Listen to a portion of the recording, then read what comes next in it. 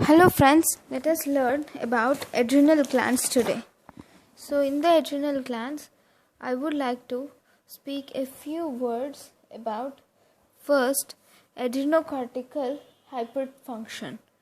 Adrenocortical hyperfunctioning can be of majorly three types. That is, adrenocortical hyperfunctioning there may be increased glucocorticoids, which is seen in Cushing syndrome,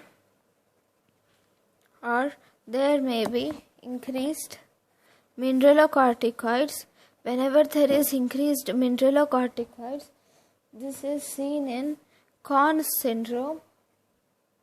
If primary hyperaldosteronism,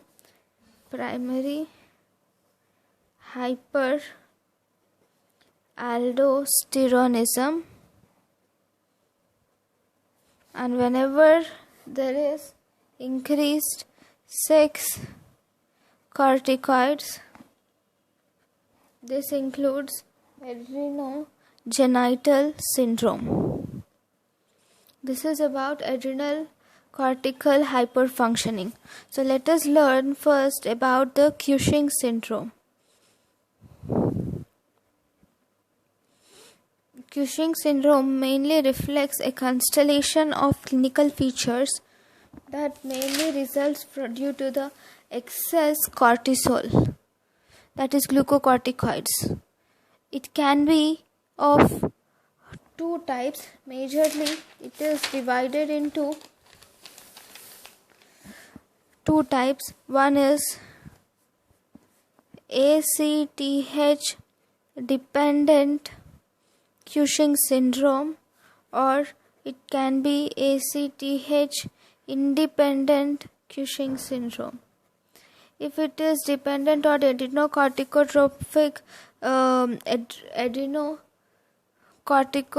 hormone dependent Cushing syndrome, in this the first one is Cushing's disease. What is Cushing's disease? Cushing's disease is, in this there is ACTH producing pituitary adenoma. Okay, or there may be number 2, ectopic ACTH syndrome. These two are major things which are seen in ACTH dependent Cushing syndrome. In ACTH independent Cushing syndrome, it is not from the pituitary, but here the pathology lies in the adrenal gland. So that is adrenocortical adenoma, or the second one, it can be adrenocortical carcinoma.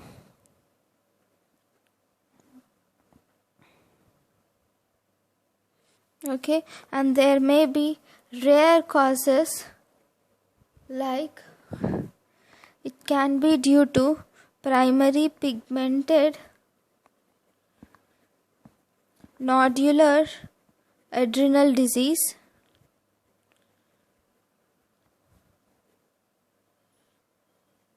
or massive adrenal hyperplasia,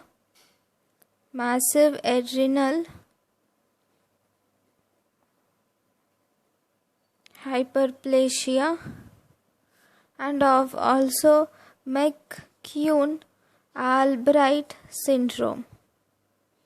So these are the different types of ACTH independent Cushing syndrome. So let us learn about each of them in a little detail.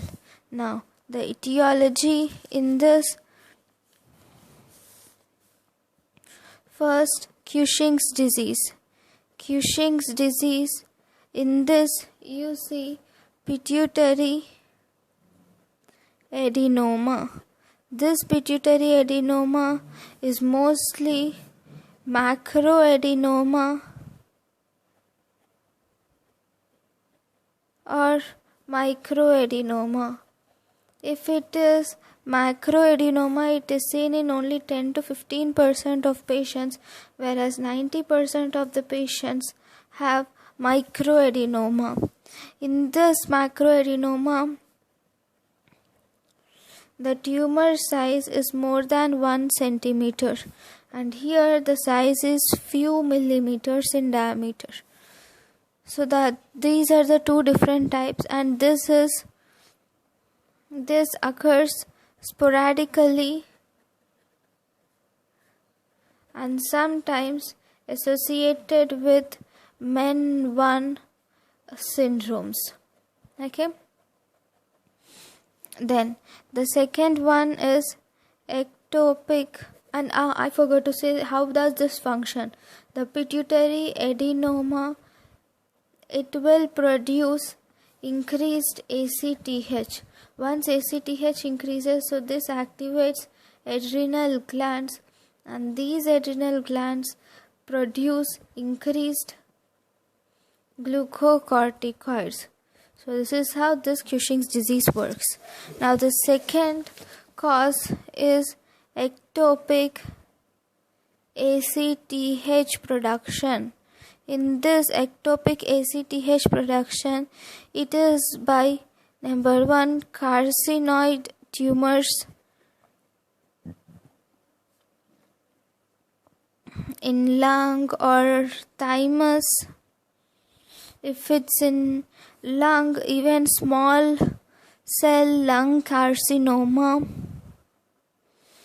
or medullary thyroid carcinoma, or pheochromocytoma. In all these causes, these tumors will produce ACTH. So this ACTH will activate adrenal glands to produce increased glucocorticoid production. Okay, then the third cause, then the other things are ACTH independent diseases. In ACTH independent diseases, the first one is adrenal adenoma. This adrenal adenoma will produce glucocorticoids directly, or cortisol, that is cortisol directly, or there may be adrenocortical carcinoma. Even this adrenocortical carcinoma, it also produces cortisol, increased cortisol production. And then the third one is ACTH independent macronodular hyperplasia. Here there is ectopic expression of receptors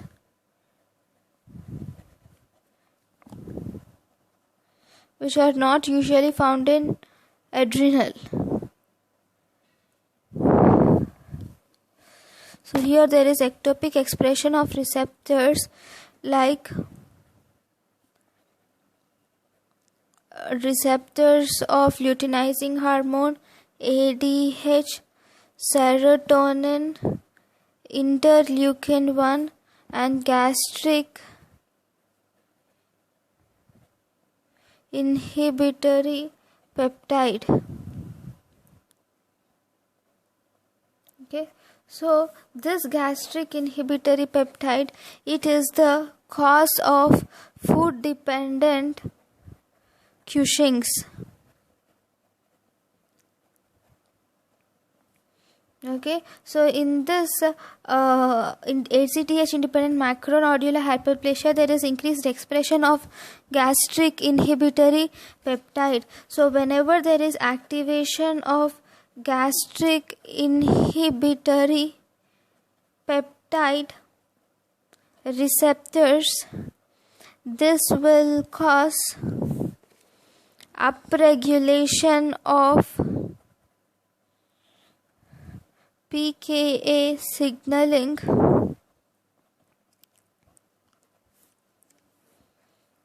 this will activate cortisol production. This is the third type. And the fourth type is seen in whenever there is mutations in a regulatory subunit of pKa, that is PRKAR1A. This will lead to increased cortisol if there is upregulation of these receptors. Okay, so this is seen in a disease which is primary pigmented nodular adrenal disease. In primary pigmented nodular adrenal disease, this can also occur as micronodular or macronodular. And here one thing you should discuss, that there is a complex which is called as Carney's complex. This Carney's complex is an autosomal, this is the fifth cause, autosomal dominant multiple neoplasia condition. So what are the neoplasias which are seen here? Number one, it can present with cardiac myxoma. Number two, hyperlentigenosis. Number three, or I'll make it ABC, Sertoli cell tumor. And finally, number D, primary pigmented nodular adrenal disease. So even in this, there is increased cortisol without the activation of ACTH. Right? So now, let us learn about the other cause of ACTH independent Cushing syndrome, that is Mccune Albright syndrome. So this Mccune Albright syndrome, in this there is mutations in GNAS1 protein. What is this GNAS1? That is guanine nucleotide binding protein alpha, stimulating activity polypeptide 1. It's really a big name, right? These mutations are seen, and here it is associated with polycystic fibrous dysplasia, unilateral cave ovulate spots, and precocious puberty.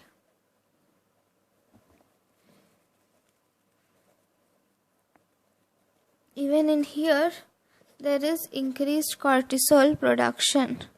So these are the different causes of adenocorticotrophic independent Cushing syndrome. So then there is one more cause which I forgot to explain, that is iatrogenic cause of Cushing syndrome. So this iatrogenic Cushing syndrome, it is due to the therapeutic administration of high doses of glucocorticoids. So these high doses of glucocorticoids will cause increased cortisol, leading to Cushing syndrome. So these are the different etiological features which are associated with Cushing syndrome. So now let us learn about the clinical features of Cushing syndrome. The major clinical features of Cushing syndrome includes there is increased cortisol. So because of increased cortisol, there is increased gluconeogenesis, and there is lipolysis, and there is also protein catabolism. So these are the primary features. Along with this, the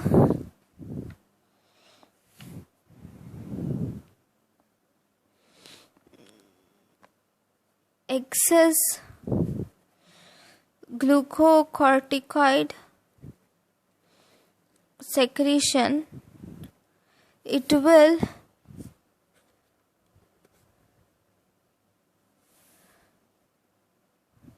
also normally there is cortisol gets converted into cortisone in kidney. Okay, so this is inactive form, whereas this is active form. Okay, so basically the cortisol is inactivated to corticosterone. So this excess glucocorticoid will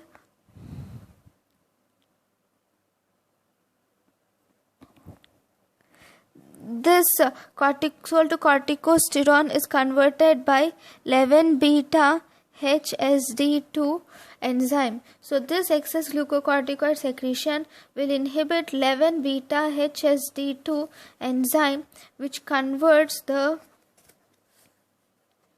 cortisol that is active form to cortisone that is inactive form, right? So because of this, there is increased cortisol activity. That is one. And also, it also manifests mineralocorticoid functions. Mineralocorticoid functions like diastolic hypertension and then hyperkalemia and edema, all these are seen. Whenever there is excess glucocorticoids,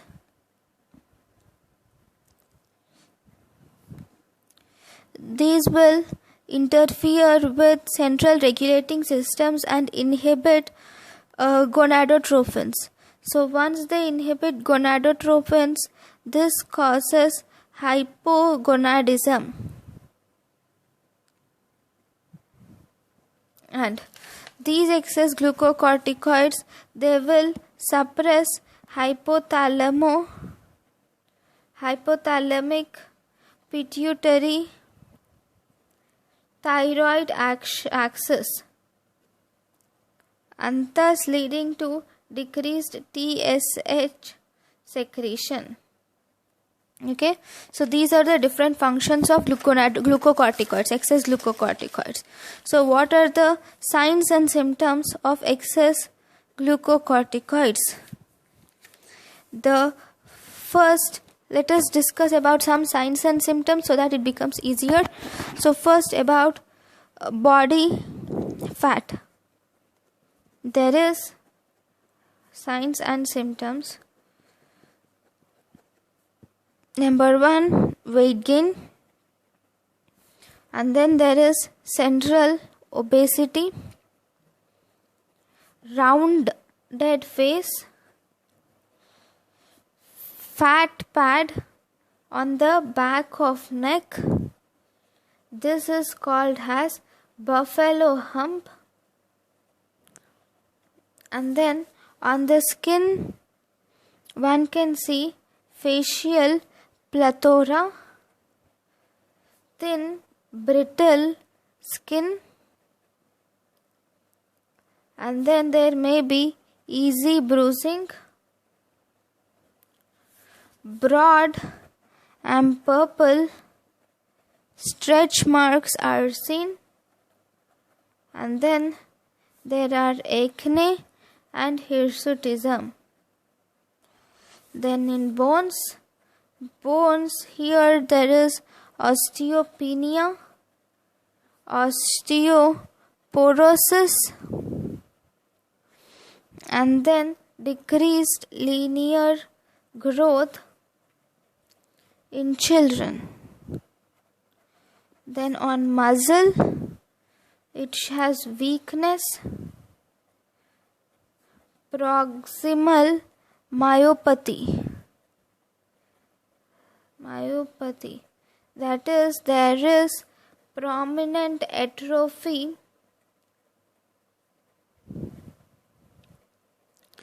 of gluteal and upper leg muscles. Okay, that is muscle weakness. That is about muscle manifestations. Then in cardiovascular system, it manifests as hypertension, hypokalemia, edema, atherosclerosis. Okay, and then metabolism, it can cause glucose intolerance because of increased glucose secretion and or diabetes mellitus, or there can be dyslipidemia. If reproductive system is seen, there is decreased libido, and in women there is amenorrhea. As I have said, because of inhibition of gonadotrophins by the cortisol. In central nervous system, there is irritability, emotional lability, depression can be there, and sometimes there can be cognitive defects, and in severe cases there can be psychosis. And in blood and immune system,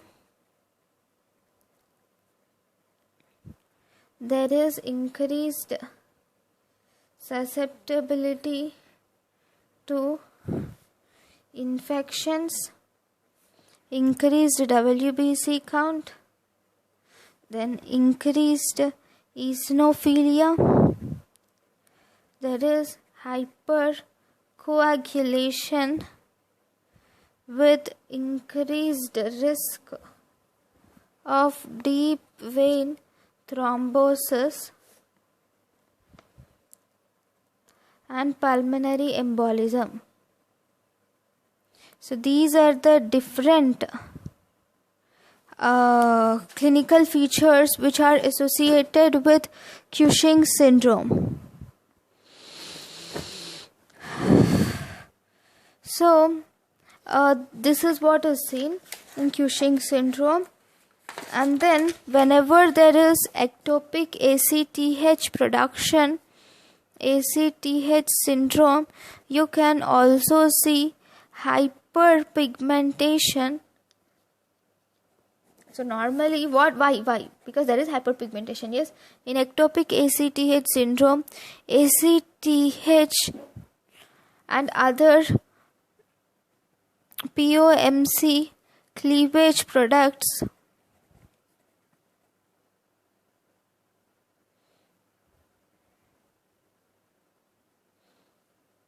all these will activate melanocyte production.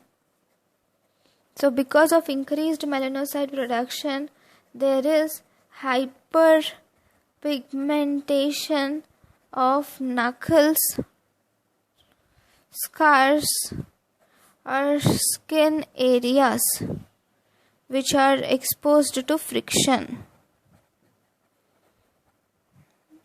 Okay, so these are the different manifestations which are seen in Cushing's syndrome. So now let us learn about the diagnosis of Cushing syndrome. Diagnosis of Cushing syndrome. The most important first step in the management of Cushing syndrome is to first establish a correct, you should establish a correct diagnosis. As you know, there are many diagnostic protocols that are followed, because many of them do not follow a particular protocol, and some mistakes in clinical management may lead to unnecessary imaging and surgery. First, in the protocol, you will have to establish that there is Cushing syndrome, and then you should find out the cause which is responsible for this Cushing syndrome.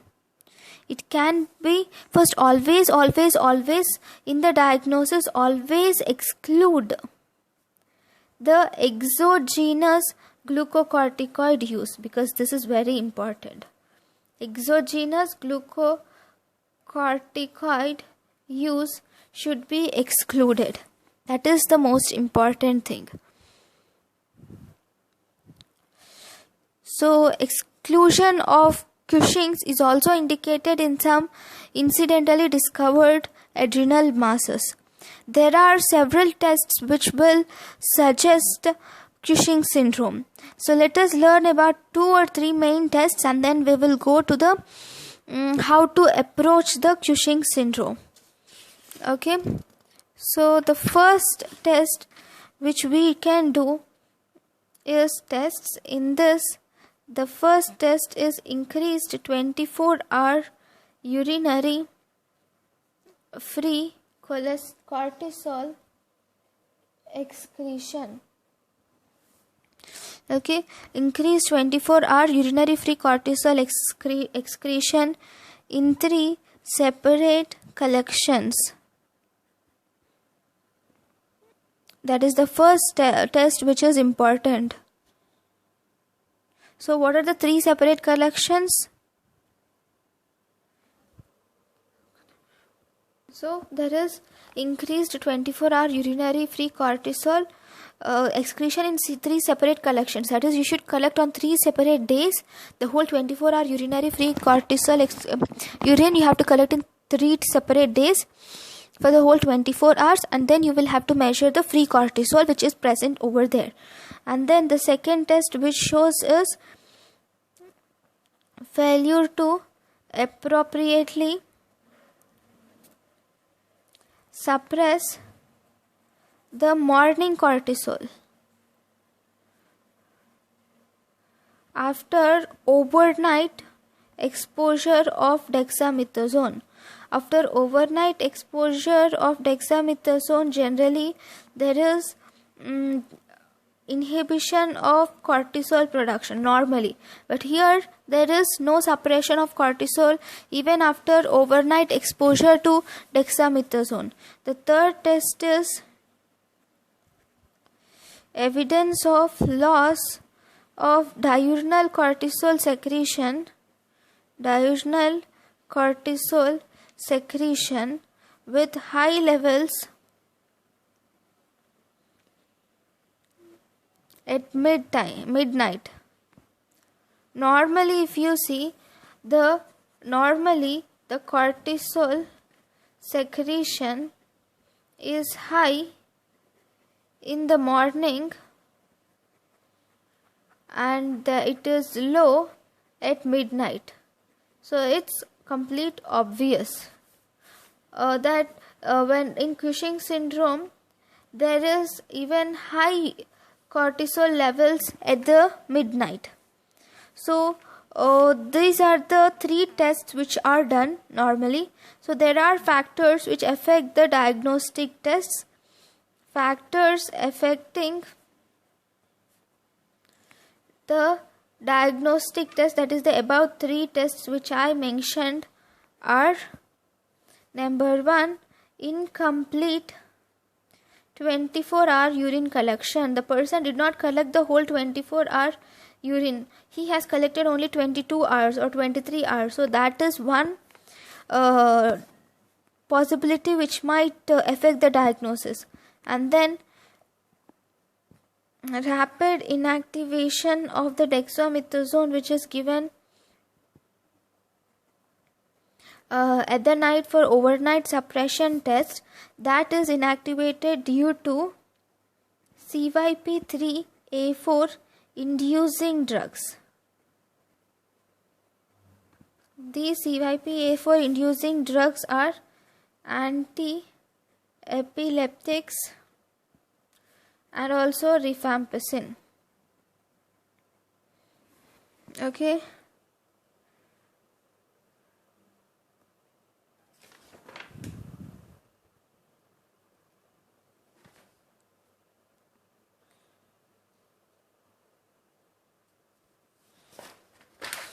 So there are some pseudo-Cushing states which will mimic the Cushing syndrome. These pseudo-Cushing states are alcohol related, are those with cyclic Cushings. They should be also excluded by some tests. Okay, so these are the different things that are taken into account. So now how do you manage? So let us draw an algorithm for managing the Cushing syndrome. So algorithm for managing Cushing syndrome.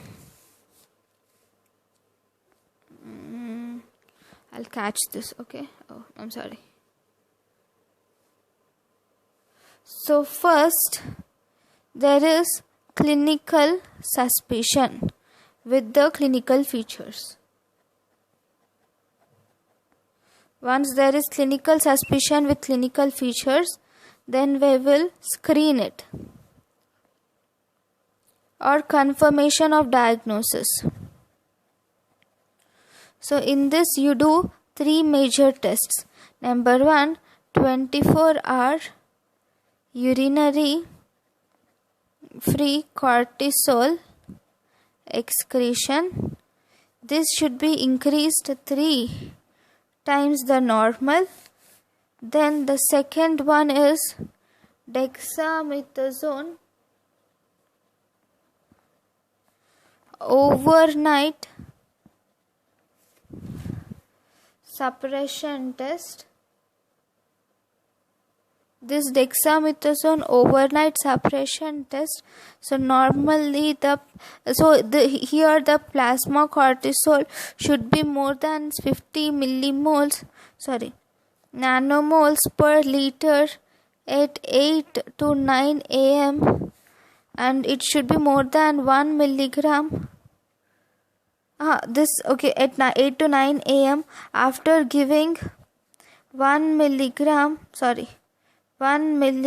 of dexamethasone.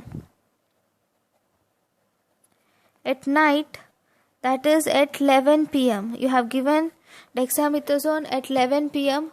After giving dexamethasone at 11 p.m., the plasma cortisol is measured the next day at 8 to 9 p.m. Then you will see that the plasma cortisol level is more than 50 nanomoles per liter. The third one is midnight plasma or salivary cortisol, which is more than 130 nanomoles per liter.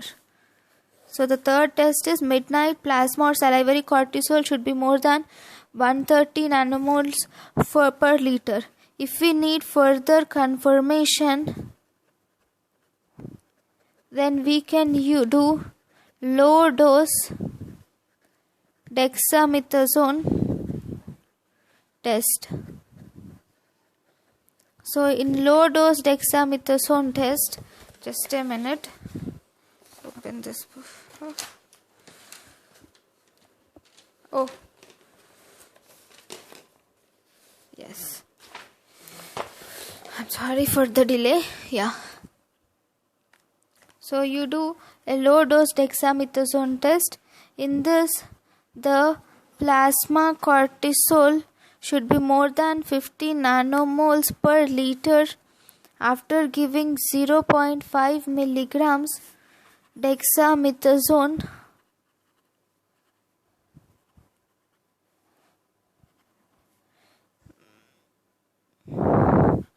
six-hourly for 2 days.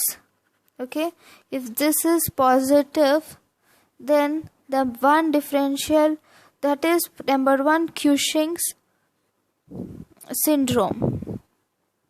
So now to find out the differential diagnosis, you do plasma ACTH. If this plasma ACTH, if this is ACTH, it is normal or high, that is more than 15 picogram per ml. So this is ACTH dependent Cushing syndrome. Whereas if this plasma ACTH, it is less, and it is less than 5 picograms per milliliter, then this is ACTH independent Cushing's disease. So first, let us differentiate the ACTH dependent Cushing syndrome. So ACTH dependent Cushing syndrome can be Cushing's disease or ectopic ACTH production, right?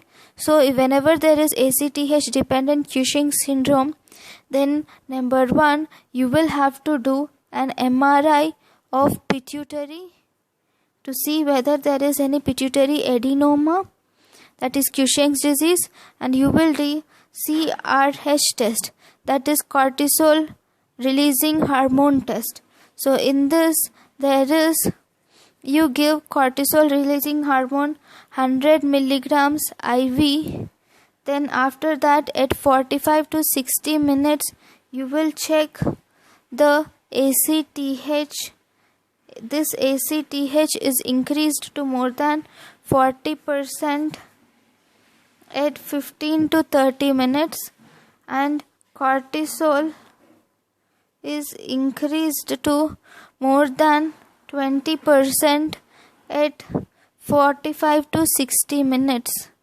Okay, this is what we can do in CRH test, and we can also do high dose dexamethasone test.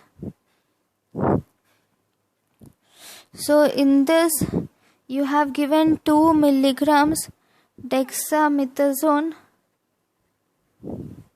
for 2 days, and then there is cortisol suppression for more than 50%.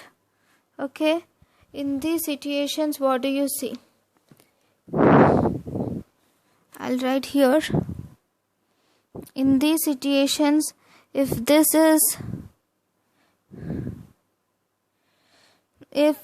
CRH test and high DEXA test, it is positive, then think that it is Cushing's disease.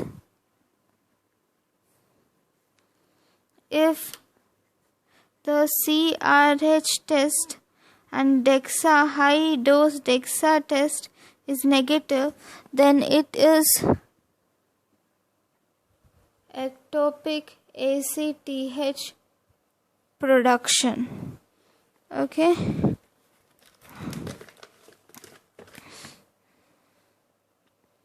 If there are equivocal results, then you will have to do inferior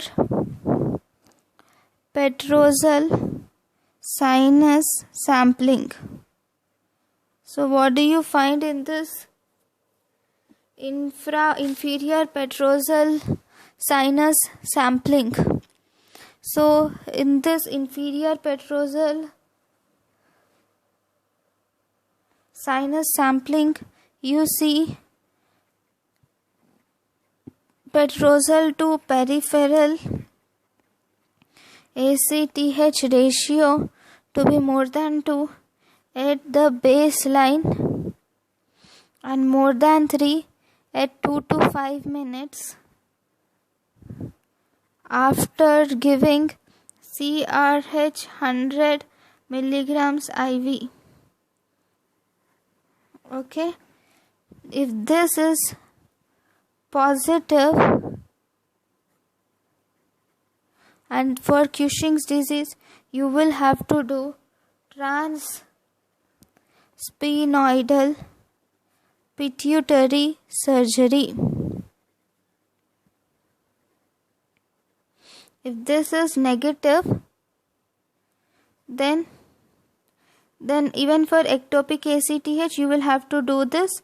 If this is also negative, then locate ACTH source. Okay, so this is about the ACTH dependent Cushing syndrome. So now let us learn about the ACTH independent Cushing syndrome, what happens in it. So whenever there is ACTH independent Cushing's syndrome, then you can do an enhanced CT scan of adrenals. So this will show either a bilateral micronodular or macronodular adrenal hyperplasia, or it will show unilateral adrenal mass. In this unilateral adrenal mass, you do adrenal tumor workup, and it is unilateral, so you will have to do unilateral adrenalectomy. Here it is bilateral, so you will have to do bilateral adrenalectomy. So this is how you will treat, and also you will diagnose the ACTH dependent independent Cushing syndrome. So now, what is the differential diagnosis and what are the treatments that are associated with treatment that you should do for Cushing syndrome? The treatment of Cushing syndrome. First, for Cushing's disease you will treat by removal of pituitary adenoma,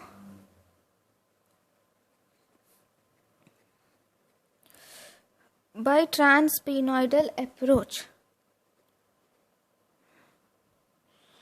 Okay, that is one. Then, even after this, if it recurs, then there are several options. You can do second surgery, or you can give radiotherapy, or you can do stereotactic radiosurgery, or you can do bilateral adrenalectomy. Okay, next, number 2, if there is ectopic ACTH syndrome,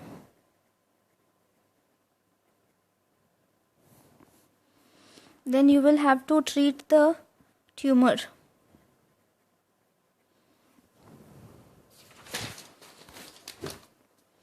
Treat the primary tumor basically.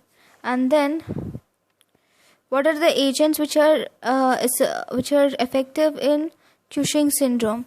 In Cushing syndrome, for oral agents like number 1, metirapone. This metirapone will inhibit 11-beta hydroxylase, thus inhibiting cortisol production. And there is one more drug which is ketoconazole. Even this ketoconazole inhibits steroidogenesis.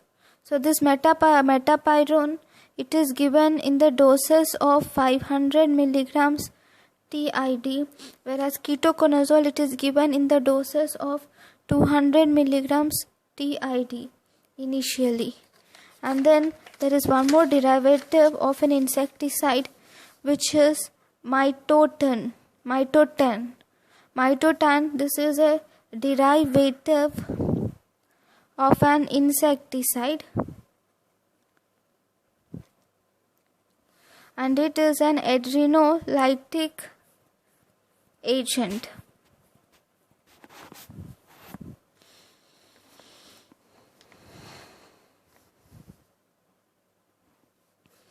It is used in adrenocortical carcinoma in low doses. Reason, side effect profile. In some cases, you can even use a drug which is called as etomidate. Even this will inhibit cortisol. So this is given in IV infusion. Okay. If there is ACTH or cortisol producing tumor, always resect it. After resection, HPA axis is suppressed. So after surgery